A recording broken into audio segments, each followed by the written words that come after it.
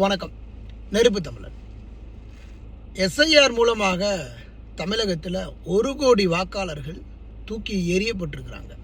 அப்போ தமிழ்நாட்டில் 1 கோடி பேர் செத்துட்டாங்களா, இல்லை தமிழ்நாட்டில் 1 கோடி பேரை ஒட்டுமொத்தமாக அடித்து ஒழிச்சிட்டாங்களா அப்படிங்கிறது தான் ஒரு கேள்வி. 1 கோடி வாக்குகள் கிட்டத்தட்ட 6 கோடியே 27 லட்சம்னு சொன்னாங்க, 6 கோடியே 41 லட்சம்னு சொன்னாங்க. இப்போ 5 கோடியே 44,77,770 வாக்குகள் இப்போ எஸ்ஐஆர் கொடுத்துருக்குது. என்னங்கடா அது? ஒரு ஊரில் அவன் உலக நாடுகளில் இருக்கிறவன் பூரா அகதிகளாக இருக்கிறவன்லாம் வா வா வா வான்னு கூப்பிட்டு நாட்டுக்கு குடியுரிமையை கொடுத்து அவங்களுக்கு ஓட்டுரிமையை கொடுத்துக்கிட்டு இருக்கிறான்.